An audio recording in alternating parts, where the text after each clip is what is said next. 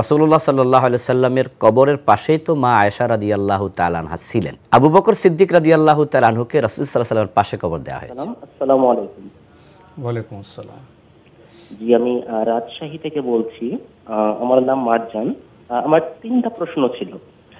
তো আমার প্রথম প্রশ্ন হচ্ছে যে আমরা যতটুকু জানি, আমার পবিত্র কোরআনের বিভিন্ন আয়াতে বলা আছে যে যারা বিশ্বাসী এবং সৎ কর্মশীল তারা জান্নাতি। তো সালাত যে জান্নাতের চাবিকাঠি, এটা পবিত্র কোরআনের কোথায় বলা আছে, না এটা আলেম ওলামারাই বলে যে নামাজ বা সালাত জান্নাতের চাবিকাঠি? নাম্বার 1। আচ্ছা, 2 নম্বর আমার প্রশ্ন হচ্ছে যে অনেকে বলে থাকেন যে অনেক আলেম ওলামারা বলেন যে মেয়েরা কবরস্থানে গিয়ে কবর জিয়ারত করতে পারবে।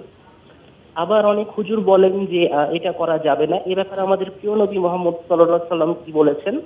আর আমার তৃতীয় প্রশ্ন হচ্ছে যে আমরা নামাজের সময় আমরা দুটি প্রশ্ন নিয়ে থাকি প্রিয় দর্শক, আমরা দুটি প্রশ্ন নিয়ে থাকি। আমরা দ্বিতীয় প্রশ্ন তো ধরো মেয়েদের কবর জিয়ারত প্রসঙ্গে না, আমরা প্রথম প্রশ্নে যাই আপনার। আপনি জেনেছেন যে জান্নাতের জন্য প্রয়োজনীয় বিষয় হলো যারা বিশ্বাসী এবং সৎ কর্মশীল। আবার আপনি এটাও শুনেছেন যে সালাত হলো জান্নাতের চাবিকাঠি। এই সূত্র সম্পর্কে আপনি জানতে চাচ্ছেন। হ্যাঁ, একটি হাদিস আছে, মিফতাহুল জান্নাহ সালাহ, সালাত হচ্ছে জান্নাতের চাবিকাঠি। তবে হাদিসটির মান নিয়ে মুহাদ্দিসদের একটু কথোপকথন আছে, কি লোকাল আছে, যে মুহাদ্দিসরা বলেছেন হাদিসটি একটু জয়ীফ পর্যায়ের, তবে হাদিস আছে। আর যেহেতু জান্নাতে যাওয়ার জন্য ঈমান এবং নেক আমল, এটা উনি কোরআন মাজিদে বারবার পেয়েছেন, তো সালাত তো নেক আমলের মাঝে শ্রেষ্ঠ নেক আমল। সুতরাং সালাত পরিত্যাগ করে জান্নাত পাওয়া তো কঠিন। তাই এই হাদিসটি জয়ীফ হলেও আমরা এটাকে বিভিন্ন সময় বলে থাকি নামাজের ব্যাপারে যেন মানুষ খুব গুরুত্ব দেয়। তবে হাদিস আছে, মান তার একটু জয়ীফ। আরেকটি প্রশ্ন করেছেন যে কবর জিয়ারত প্রসঙ্গে মেয়েদের বিষয়টি। মেয়েরা কবর জিয়ারত করতে পারবে। রাসূলুল্লাহ সাল্লাল্লাহু আলাইহি সাল্লামের কবরের পাশেই তো মা আয়েশা রাদিয়াল্লাহু তাআলা আনহা ছিলেন, এবং মা আয়েশা রাদিয়াল্লাহু তাআলা আনহার ঘরেই কিন্তু প্রিয় নবীকে কবর দেওয়া হয়েছে। আবু বকর সিদ্দিক রাদিয়াল্লাহু তাআলা আনহুকে রাসূল সাল্লাল্লাহু আলাইহি সাল্লামের পাশে কবর দেওয়া হয়েছে। তো মা আয়েশা তখনও সেখানেই ছিলেন। হযরত ওমর রাদিয়াল্লাহু তাআলা আনহুকে যখন আবার এখানে কবর দেওয়া হয়, তখন মা আয়েশা এখানে আর থাকেননি। তাহলে এর আগ পর্যন্ত ছিলেন, এটাই প্রমাণ করে যে কবরের পাশে নারী যেতে পারবে। তবে আমরা এই ক্ষেত্রে শর্ত আরোপ করি যে সেখানে গিয়ে হাউমাউ করে কান্না করা যাবে না। কবর জিয়ারতকারিনী নারীদের ব্যাপারে ভর্ৎসনা করা হয়েছে, নিষেধাজ্ঞা আছে, এমন রেওয়ায়ত আছে, এবং সেটা আমরা এই শর্তে আরোপ করি যে যেখানে গেলে নারীরা ভেঙে পড়তে পারে, কান্নাকাটি করতে পারে।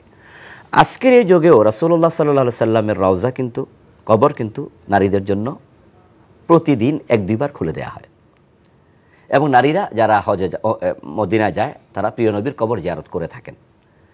ঠিক এভাবে যদি হয়, সেখানে গিয়ে নারীরা পবিত্র অবস্থায় কবর জিয়ারত করতে কান্নাকাটি না করলে কোনো অসুবিধা নেই। তবে ঘর থেকেও দোয়া করা যায়। তাই আমরা বলবো শুধু শুধু কবর নারীরা জিয়ারত না করাই উত্তম। মানে দুইটা মতই এখানে আছে। তো ওইটা আপনি বললেন, এখানে কারো দ্বিমত নেই যে ঘর থেকে দোয়া করাটাই উত্তম। আমরা জানলাম বিষয়টি সম্পর্কে। প্রিয় দর্শক, নতুন প্রশ্নে যাচ্ছি। আসসালামু আলাইকুম, পরিচয় দিয়ে প্রশ্ন করুন।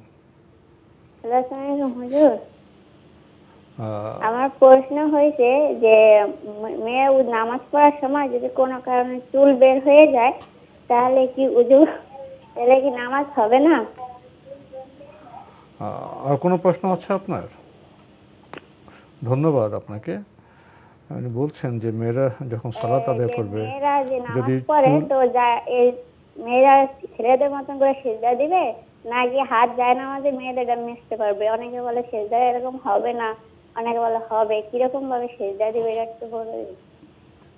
ধন্যবাদ আপনাকে। ওনার প্রথম প্রশ্ন আমরা যাই। মেয়েরা সালাত আদায়কালে যদি চুল বের হয়ে যায়, তাতে কি নামাজ হবে না?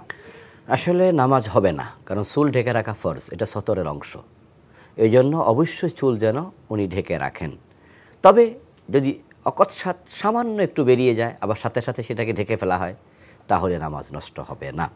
কিন্তু লম্বা সময় যদি চুলটা বেরিয়ে থাকে, তাহলে নামাজটা নষ্ট হয়ে যাবে। উনি কি শেষে কি আরও কিছু যোগ করেছিলেন? এটাই তো অন্য প্রশ্ন।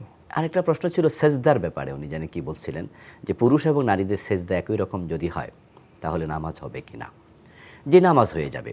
আসলে সাজদার মাঝে যে ব্যবধানটুকু বলা হয়, নারীরা একটু হালকা জড়সড় থাকবে, পুরুষরা একবারে একটু খোলা থাকবে, এই ব্যবধানটা খুব একটা মানে মেজর কোনো ব্যবধান না, এটা যত সামান্য। আমরা বলবো রাসূলুল্লাহ সাল্লাল্লাহু আলাইহি ওয়াসাল্লাম যেহেতু বলেছেন সাল্লু কামা রাআইতুমুনি উসাল্লি, এবং নারী পুরুষের মাঝে নামাজের কোনো ব্যবধানের কথা প্রিয় নবী থেকে সরাসরি পাওয়া যায় না, ওনার স্ত্রীদের থেকে সরাসরি পাওয়া যায় না। এই জন্য বলবো যে নামাজে নারী পুরুষে খুব একটা পার্থক্য নেই। আর যে পার্থক্যর কথা বলা হয়, যে একটি হাদিসে বিষয়ে পাওয়া যায় মুরসাল পর্যায়ে, সেটা খুব বড় ধরনের কোনো পার্থক্য নয়। এই জন্য এটাকে খুব হাইলি বোল্ডলি বলা, এটা মনে হয় যেন নারী পুরুষের বিশাল পার্থক্য তৈরি হয়ে যায়, মোটেও তা নয়। নামাজ হবে ইনশাআল্লাহ। রাসূলুল্লাহ যেভাবে সালাত আদা করতেন আমরা সেভাবেই চেষ্টা করব।